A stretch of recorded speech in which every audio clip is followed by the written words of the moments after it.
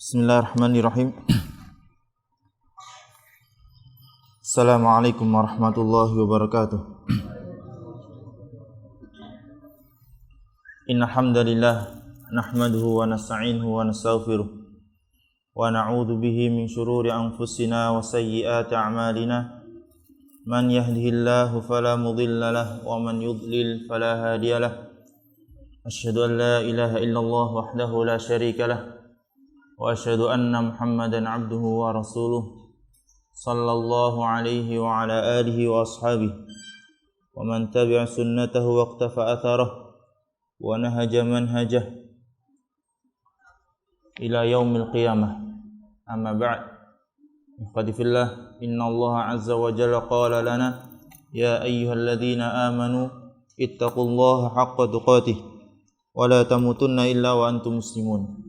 Ya ayuhan nas ittaqu rabbakumul ladzi khalaqakum min nafsin wahidah wa khalaqa minha zawjaha wa batha minhuma rijalan katsiran wa nisaa'a wattaqullaha alladzi tasaaluna bihi wal arham innallaha kana 'alaikum raqiba.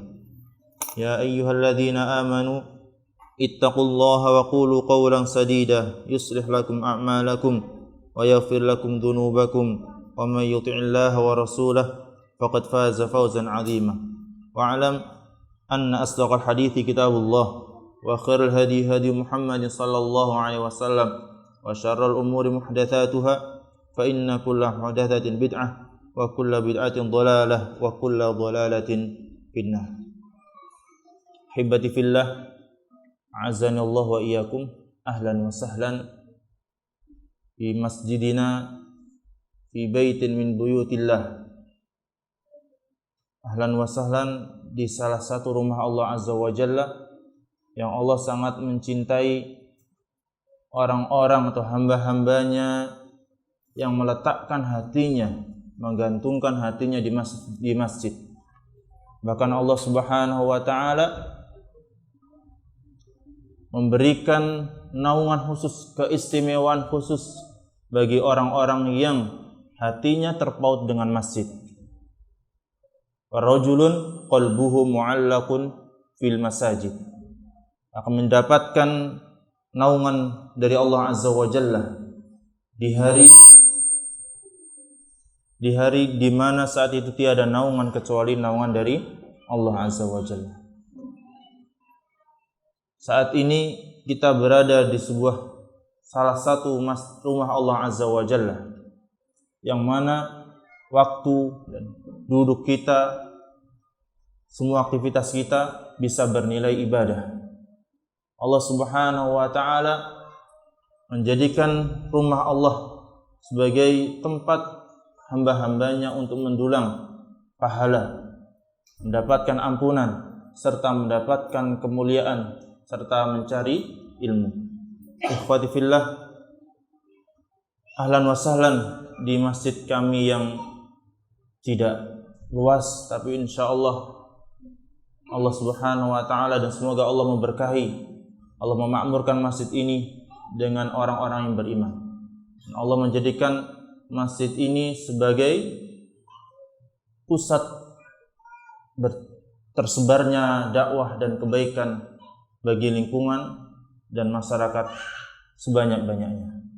Ikhwati fillah, di malam ini merupakan pertemuan pertama kita akan belajar fikih.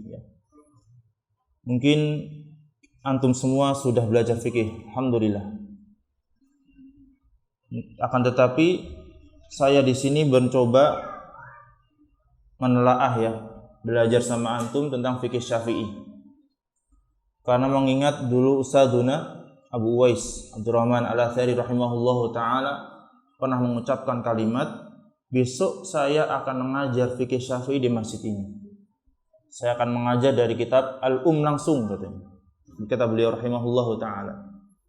Dan mungkin saya ingin melanjutkan apa yang beliau telah sampaikan, tetapi mungkin bukan kapasitas saya kalau membaca langsung kitab induk atau kitab induk dari mazhab Syafi'i yang ditulis oleh Imam Syafi'i langsung, yaitu kitab Maka saya berpikir untuk membahas yang sederhana atau kitab awal disebut dengan matan dari salah satu murid Al-Imam Syafi'i yang dikenal dengan Abu Syuja' Al-Asfahani, dengan kitab yang disebut Mukhtasar Abi Syuja' atau kadang disebut dengan Ghayatul Ikhtisar atau nama lainnya Matnul Ghayati wa Taqrib.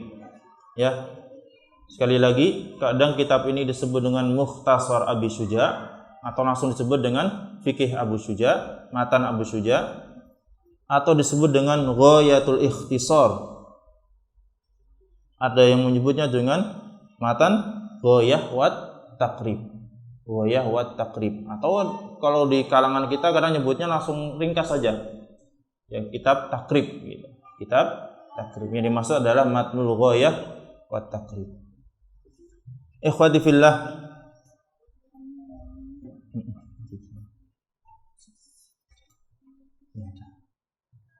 ya, ada di sana ya. Baik.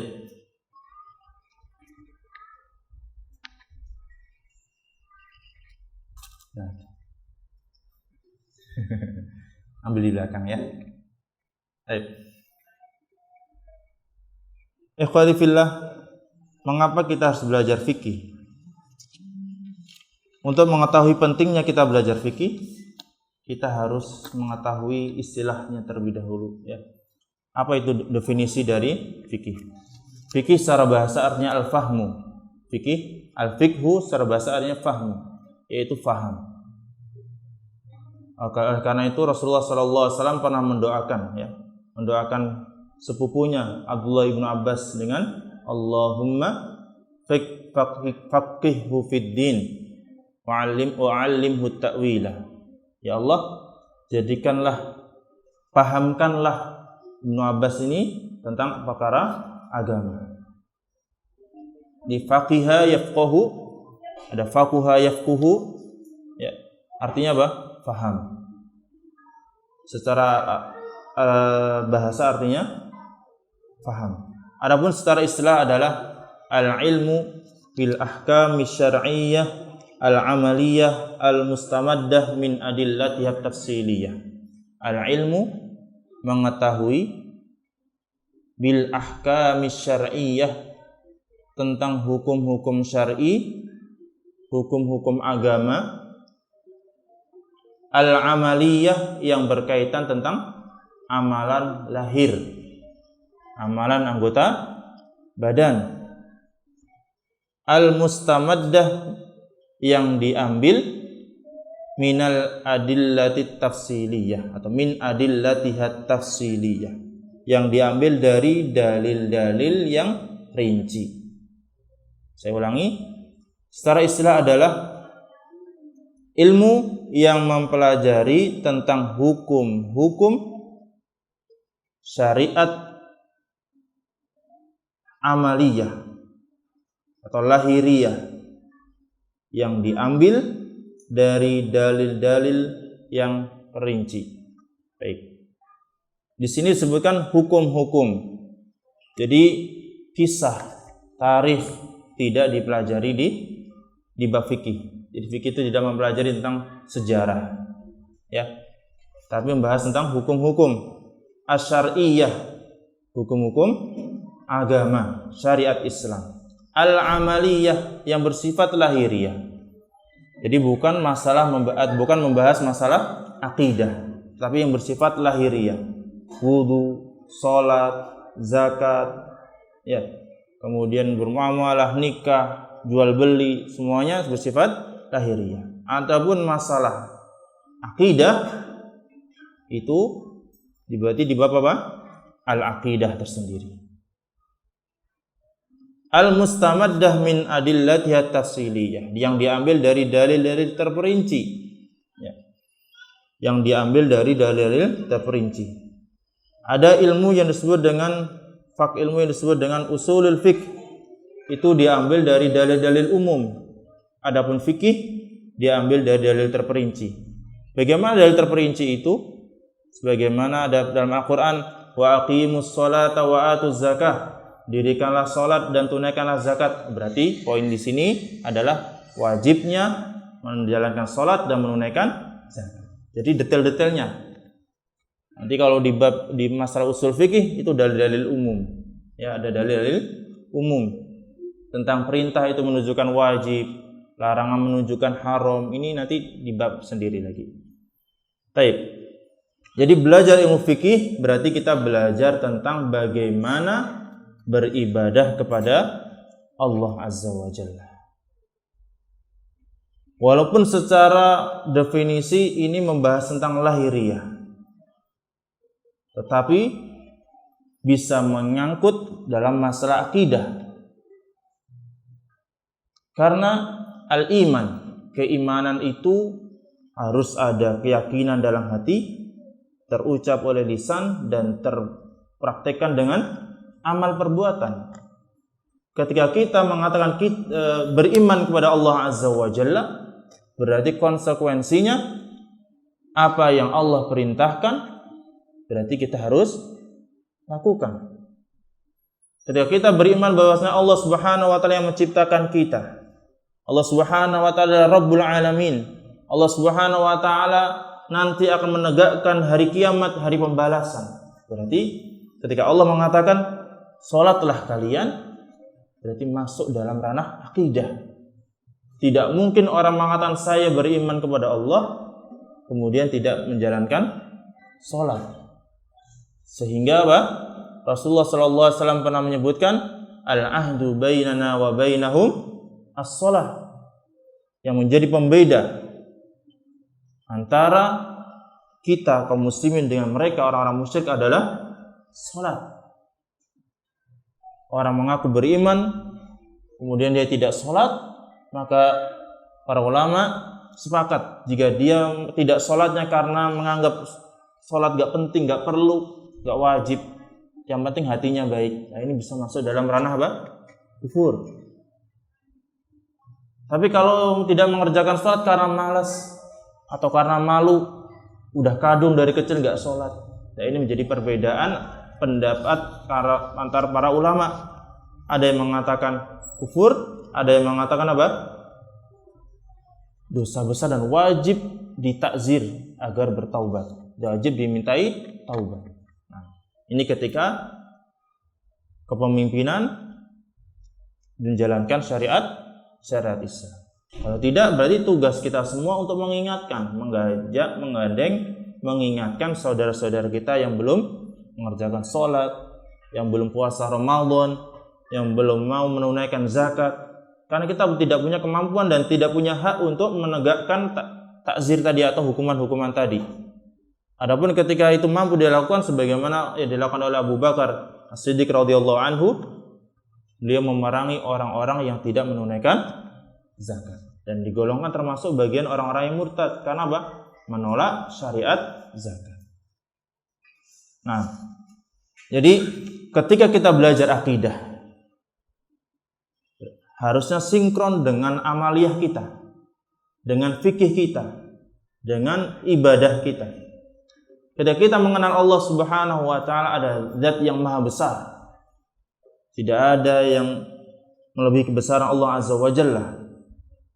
Bahkan wasi'a kursiyyuhus samawati wal ard, tempat meletakkan kaki Allah Azza wa Jalla seluas langit dan bumi. Ar-Rahmanu 'ala arsyis istawa. Allah berada di atas ars dan ars ada makhluk paling agung, paling besar. Kita adalah makhluk yang kecil sekali. Ketika kita menyadari hal itu, maka akan memunculkan rasa takut pada diri untuk bermaksiat kepada Allah Azza wa Jalla. Sehingga apa? Meninggalkan larangan-larangan Allah. Allah melarang makan riba, kita hindari makan riba. Allah melarang kita memakan harta saudara kita secara zalim, maka kita meninggalkan makanan zalim. Allah melarang kita berdusta atau bersaksi palsu, kita tinggalkan. Kenapa? Kita takut pada zat yang maha besar. Jadi ketika kita belajar akidah, wujud amalinya adalah berupa ilmu-ilmu fikih ini. Di urgensi belajar ilmu fikih adalah bagaimana kita bisa mewujudkan ketakwaan dan iman kita kepada Allah Azza wa Jalla. Karena Allah Azza wa Jalla sendiri dalam surah Adz-Dzariyat ayat 56 menyebutkan, "Wa ma khalaqtul jinna wal insa illa liya'budun." dan tidaklah aku ciptakan bangsa jin dan manusia melainkan hanya untuk beribadah kepadaku. Hanya untuk beribadah kepada Allah. Bagaimana kita tahu cara ibadah kepada Allah bagaimana? Apakah dengan baik berakhlak baik saja atau yang penting hatinya baik? Tidak. Kalau seperti itu maka tidak ada gunanya Allah mengutus para rasul. Rasul adalah para qudwah, contoh dan pemberi hidayah kepada kita. Maka melaksanakan syariat Allah, beribadah kepada Allah harus didasari dengan kesesuaian dengan ajaran Rasulullah SAW. Yang tidak lain kita harus paham ilmu fikih. Salat kita harus bisa membedakan mana yang wajib, mana yang syarat, mana yang rukun, mana yang wajib, mana yang sunnah, mana yang makruh. Ya, jangan sampai yang rukun salat kita tinggalkan dan kita tidak tahu. Saya pernah mendapati ya, ada orang yang sudah lanjut usia salat buang angin. Karena dia malu mungkin tetap lanjutkan salatnya. Nah, seperti ini karena kurangnya paham bahwa sholatnya batal, apapun alasannya sholatnya batal. Tapi dia tidak meninggalkan. Kenapa? Belum paham mungkin. Dan ada juga sebagian kita mengingkari orang yang sholat mungkin rukuknya kurang sempurna. Rukuknya pahanya nempel ke perut. Padahal sampai 7 anggota badannya sudah nempel ke lantai. Tapi rukuknya terlalu bungkuk seperti orang apa? Seperti maaf, mungkin kayak terenggiling, terlalu merengkut gitu ya. Ini sebenarnya secara rukun sudah dapat, tapi secara sunnah belum dapat. Yang sunnah adalah lengan jauh dari badan kita, paha jauh dari perut. Kemudian tumit dirapatkan, jari jemari kaki ditancapkan menghadap kiblat. Ini adalah sunnah-sunnahnya. Maka ketika ada orang sholat seperti itu, hendaknya kita tidak mengingkarinya seperti mengingkari rukun-rukun sholat. Harusnya kita mengarahkan yang sempurna seperti ini. Bukan sholatmu tidak sah. Yang mengatakan sholatnya tidak sah berarti dia tidak paham apa? Rukun dan wajib sholat. Jadi dengan belajar fikih kita bisa ibadah dengan benar, juga bisa bersikap yang tepat. Baik. Kemudian kenapa kita belajar fikih? Tadi udah saya singgung juga, karena dengan belajar fikih kita bisa beribadah kepada Allah dengan benar. Yang kedua, karena Allah Subhanahu wa taala memuliakan orang-orang yang berilmu. Allah Subhanahu wa taala memuliakan orang-orang yang berilmu. Allah menyebutkan yarfa'illahu alladhina amanu minkum walladhina utul ilma darajat.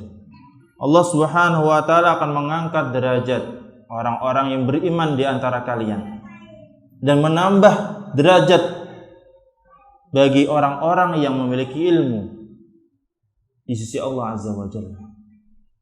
Bukankah setiap kita pengen dekat dengan Allah? Bukankah setiap kita pengen dimuliakan oleh Allah Azza wa Jalla? Maka salah satu cara termudah kata Ibnu Qayyim adalah menuntut ilmu. Siapa yang tidak dekat dengan Allah Azza wa Jalla? Siapa yang tidak ingin dekat dengan Allah Azza wa Jalla? Semakin jauh hamba dari Allah, maka semakin berada dalam kerusakan dan kesesatan. Dan orang yang mendekat kepada Allah Azza wa Jalla, maka Allah Subhanahu wa taala akan mendekat kepadanya. Tidaklah seorang hamba mendekat sejengkal kepada Allah, maka Allah akan mendekat kepadanya satu hasta. Tidaklah seorang hamba mendekat kepada Allah satu hasta, melainkan Allah Subhanahu wa taala akan mendekat dengan satu depan. Tidaklah seorang hamba mendekat kepada Allah dengan berjalan, melainkan Allah Subhanahu wa taala mendekat kepadanya dengan berjalan cepat. Yuharwil, seperti itu. Maka ketika kita mendekat kepada Allah Azza wa Jalla dengan menuntut ilmu, maka sini Allah Subhanahu wa taala akan mendekat dengan kita. Ta'arraf ila Allahi fir raha ya'rifka fis syiddah. Kenalilah Allah, mendekatlah dengan Allah saat engkau senang, maka saat engkau kesusahan Allah akan mengingatmu. Sebaliknya, janganlah kalian menjadi orang yang lupa kepada Allah, maka Allah akan menjadikan kalian orang yang lupa terhadap diri kalian sendiri. Dalam surah Hasyr Allah Subhanahu wa taala berfirman, "Wa la takunu kalladzina nasullaha fa ansahum anfusahum." Janganlah kalian seperti orang-orang yang melupakan Allah sehingga Allah menjadikan mereka lupa terhadap diri sendiri. Ya. Orang yang tidak sholat subuh, maka di hari tersebut akan banyak hal-hal keburukan yang dia lakukan. Kemaksiatan-kemaksiatan lain akan nyusul. Ketika seseorang tidak berpuasa, maka keburukan-keburukan lain akan datang. Dia akan lupa dengan dirinya sendiri. Ketika orang melakukan satu kemaksiatan, dia akan lupa. Setelah orang dengan berani minum khamr yang dilarang oleh Allah Azza wa Jalla, Allah akan jadikan dia lupa dengan kesehatannya, lupa dengan hartanya, lupa dengan keluarganya, lupa dengan pertemanannya. Seperti itu. Wala takunu kalladzina nasullaha fa ansahum anfusahum. Dan di hadis Nabi Rasulullah sallallahu alaihi wasallam bersabda, "Wa may yuridillahu bihi khairan yufaqihuhu fid din." Barang siapa ingin diberikan kebaikan, orang yang ingin Allah berikan kebaikan padanya, Allah akan jadikan dia orang yang paham agama. Ya. Orang yang ingin Allah jadikan baik pada dirinya, Allah akan jadikan dia orang yang paham agama. Ketika kita tahu tentang tata cara wudu yang benar, maka berarti apa? Allah ingin kebaikan buat kita.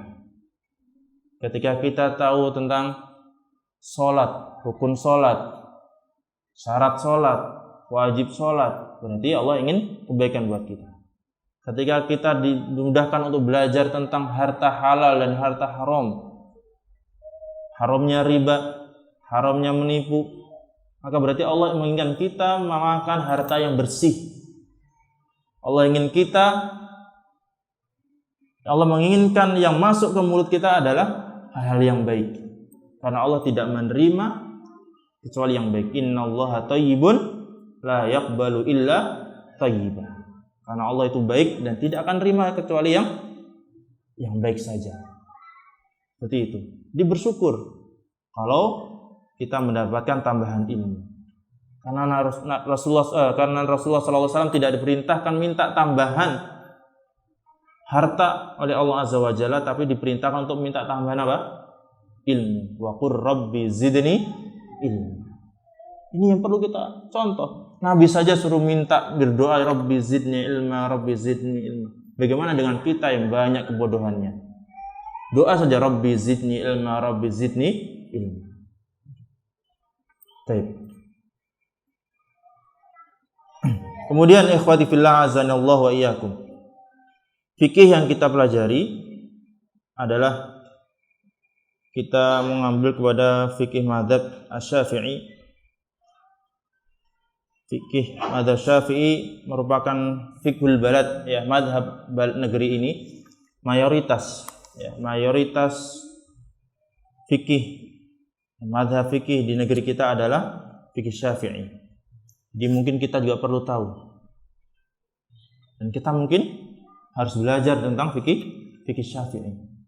Karena Imam Syafi'i termasuk imam mu'tabar, termasuk imam yang diakui tentang keilmuannya, tentang keahliannya di bidang fikih, tentang kemampuannya, tentang keimamannya, tentang cara pandangnya dalam hal fikih. Beliau adalah imam ketiga setelah Imam Abu Hanifah dan Imam Malik. Kalau sebelum Imam Syafi'i ada dua kubu madhab. Ada madhab Ahlul Madinah, yaitu Imam Malik, dan madhab Ahlul Iraq, yaitu Imam Abu Hanifah. Oleh Imam Malik dikenal dengan mazhab al-hadis. Kemudian Abu Hanifah dikenal dengan ahlur ra'yi yang banyak penelaahan, banyak ditelaah, banyak dimusyawarahkan. Dan ketika Imam Abu Hanifah wafat, tepat saat itu Imam Syafi'i lahir. Jadi Imam Syafi'i tidak belajar langsung ke Imam Abu Hanifah, tetapi belajar kepada muridnya dan juga belajar kepada Imam Malik. Jadi belajar kepada duanya, sehingga Imam Syafi'i bisa dikatakan menggabungkan dua metode dalam penjabaran ilmu fikih. Kemudian kitab yang kita pelajari adalah kitab Mukhtasar Abi Syuja yang ditulis oleh Al-Imam Al-Allamah Ahmad Ibnu Husain Al-Asfahani Asy-Syafi'i. Imam Ahmad Ibnu Husain Ibnu Ahmad Al-Asfahani Asy-Syafi'i. Kitab ini merupakan ringkasan-ringkasan ya, matan-matan saja. Jadi tidak ada dalil-dalil. Bukan berarti poin-poin fikih di sini tidak disandarkan pada fikih dalil, bukan dia kepada Al-Qur'an dan hadis, bukan.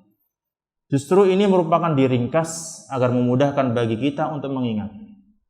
Dan matan Abi Syuja ini termasuk yang dinilai sangat bagus karena ditulis secara ringkas, rapi, digunakan bab-bab yang bagus sehingga mudah untuk diingat. Sangat bagus bagi pemula, bahkan sangat mudah untuk dihafal. Ketika kita menguasai fikih yang dasar seperti ini, kemudian kita hafal, kita lanjut jenjang berikutnya dengan menghafal dalilnya, maka akan mudah. Tadarruj dalam belajar fikih itu seperti ini. Poin-poin, matan dasar, dengan kemudian dipraktekkan. Setelah selesai baru dalil-dalilnya. Setelah dalilnya dikuasai, baru itu apa? Baru perbedaan pendapat. Ketika kita langsung terjun pada perbedaan pendapat, apa yang terjadi? Nggak selesai belajar fikih kita. Sahih? Pasti bahkan kadang kalau kita senang, kalau kita lihat berapa pendapat dari guru-guru kita, ya kita mungkin baca-baca saja. Tapi dalam keseharian kita harus belajar fikih dasar. Jangan sampai senang pada fikih waqi' saja. Dengan fikih dasar yang berunut kita tinggalkan, kita abaikan. Ini tidak tepat. Baik. Sebelum masuk pada kitab, bab-bab fikih itu secara umum dibagi menjadi 4. Pokok-pokok atau pembahasan fikih dikelompokkan menjadi 4. Yang pertama, bab ibadah.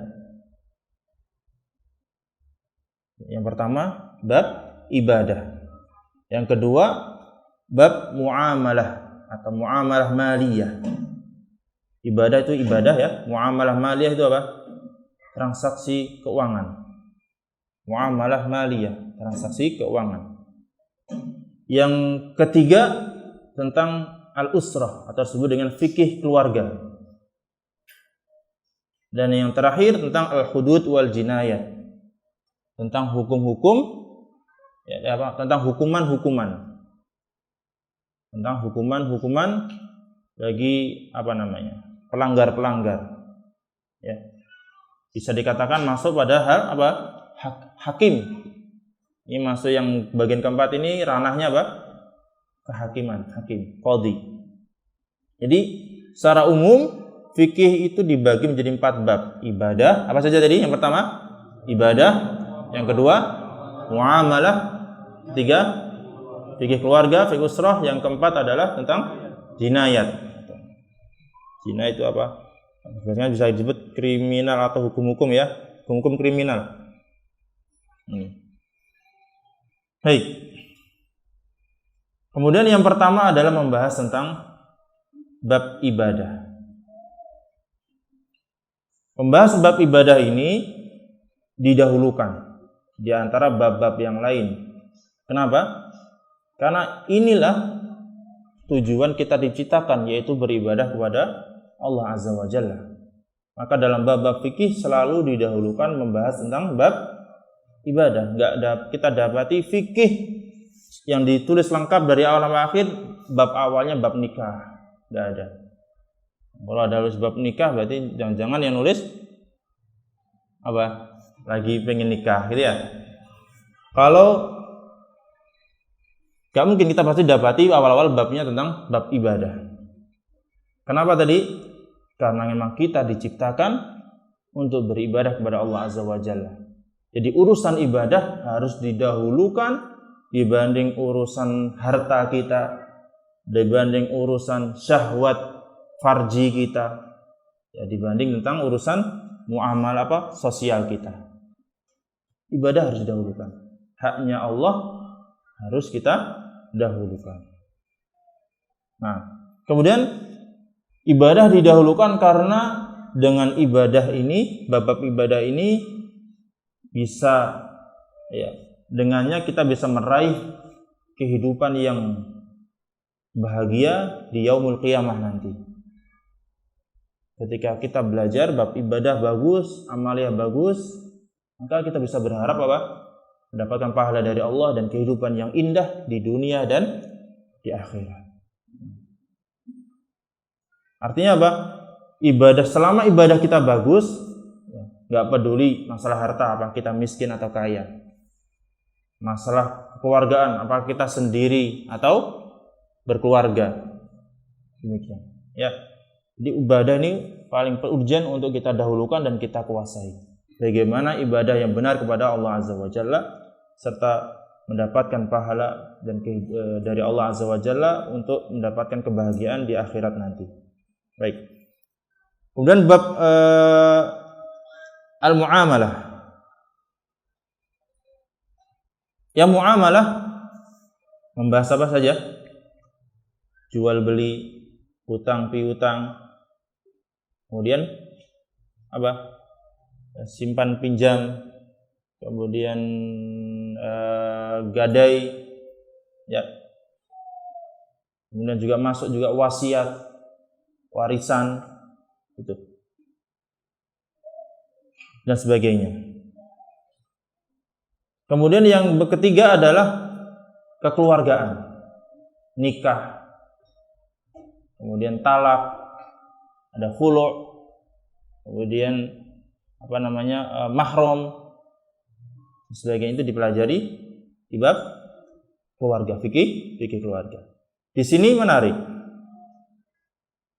bab tentang harta atau muamalah maliyah didahulukan dibanding bab tentang nikah. Kenapa? Karena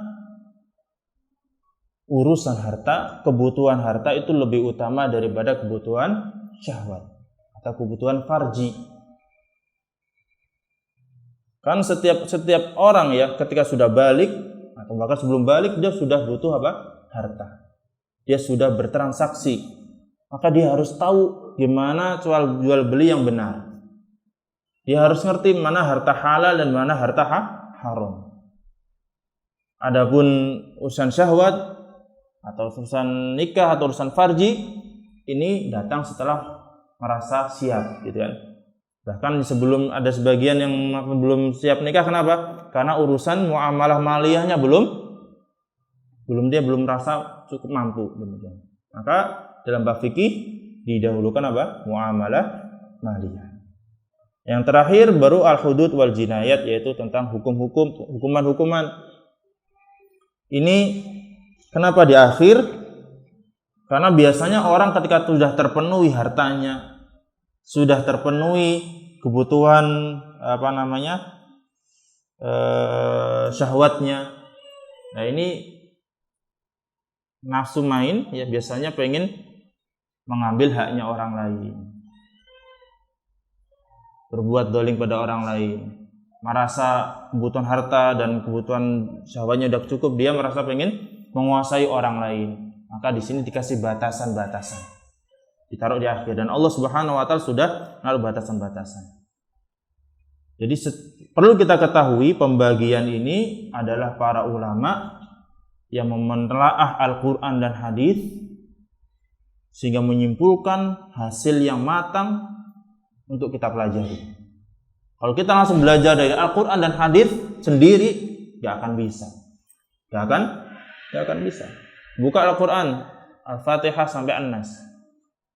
Suruh nyari coba dalil tentang wajibnya wudu, wajibnya zakat, kita masih bingung kan? Karena kita tidak punya alatnya dan kita tidak hafal Al-Quran dan sebagainya. Maka dengan adanya kitab fikih ini, Masya Allah, ini merupakan kemudahan dari Allah. Ya. Salah satu bentuk bahwasanya agama Islam ini akan terjaga hingga yaumil qiyamah nanti. Dan tidak ada agama yang menjelaskan syariatnya secara detail seperti syariat Islam. Baik. Kemudian kita kembali lagi, pembagian yang pertama bab fikih adalah bab ibadah. Pembahasan bab ibadah itu sebenarnya disandarkan kepada hadis dari Ibnu Umar radhiyallahu anhuma. Kalau di Arba'in An-Nawawiyah merupakan hadis ketiga ya. Bunyal Islamu ala khamsin, syahadati an la ilaha illallah wa anna Muhammadar Rasulullah wa iqamis shalah wa ita'iz zakah. Kemudian hajjil baiti wa shaumi Ramadan. Jadi bab ibadah itu membahas 4 bab. Pertama apa? Salat, kedua zakat, 3 puasa, keempat haji. Atau kalau tadi berdasarkan kepada hadis Ibnu Umar berarti haji dulu baru puasa. Salat, zakat, puasa dan haji ini ibadah, pokok-pokok ibadah. Kemudian ada sebagian ahli fikih yang menambahkan masuk bab ibadah adalah seperti akikah, kemudian kurban, termasuk al-hadyu dan juga nadar, seperti itu. Baik. Jadi secara umum sebenarnya pembahasan bab ibadah itu 4. Sekali lagi saya ulang dari awal. Bab fikih secara umum ada berapa kelompok, ada dibagi menjadi berapa? 4. Yang pertama ibadah, 2 muamalah maliyah, 3 fikih usrah atau keluarga, 4 al-jinayah. Bab ibadah ada 4 pembahasan. Apa saja? Salat, zakat, puasa, haji. Nah, ini kita hafalkan poin-poin saja. Kemudian kita ketika salat dia tidak akan sah kecuali dengan apa? Bersuci. Salat tidak sah kecuali dengan bersuci. Makanya bab fikih itu tidak langsung membahas salat, tetapi membahas apa terlebih dahulu? Bersuci. Karena salat tidak sah kecuali dengan bersuci. Maka bab bersuci atau at-thaharah selalu didahulukan di kitab-kitab fikih. Jadi paham ya? Kenapa penyusunan kitab fikih itu diawali dari kitab thaharah? Kira-kira gimana? Ngurutnya gimana? Kalau ditanya, kok bab awal kitab thaharah? Ya, kitab haji, enggak bab tentang puasa atau zakat. Gimana jawabnya? Karena taharah ini kaitannya dengan salat. Dan salat merupakan masuk dalam bab apa? Ibadah. Dan ibadah merupakan poin terpenting atau bab terpenting dalam masalah fikih. Paham ya? Itu urutannya. Kalau kita belajar hadis, kitab-kitab hadis, maka yang sering didahulukan adalah tentang niat, misalnya ya, niat. Baik, kitabut thaharah. Qala al-Imam Al-Asfahani atau dengan Abu Syuja, kitabut thaharah itu bab tentang bersuci. Faslun anwa'ul miyahi wa aqsamuha. Itu pembahasan tentang macam-macam air dan jenis-jenisnya dan pembagiannya, macam-macam air dan pembagiannya. Baik. Ketika membahas kitab thaharah langsung menyebutkan air. Ini sekali lagi, ini matan, ringkas saja. Jadi enggak jelaskan. Kenapa langsung sebutkan air? Menunjukkan apa? Alat bersuci itu pada intinya adalah air. Alat bersuci itu pada intinya adalah air. Udah masuk waktu isya ya? Baik, kita mungkin lanjutkan di pertemuan berikutnya, membahas tentang kitab Thaharah di awal bab dari kitab Mukhtasar Abi Syuja biidznillah. Barakallahu fikum, semoga bermanfaat apa yang sudah kita pelajari saat ini. Mungkin pertemuan berikutnya akan saya tanya-tanya lagi ya tentang apa yang sudah kita pelajari. Baik, subhanakallahumma bihamdika asyhadu an la ilaha illa anta astaghfiruka wa atubu ilaik. Assalamualaikum warahmatullahi wabarakatuh.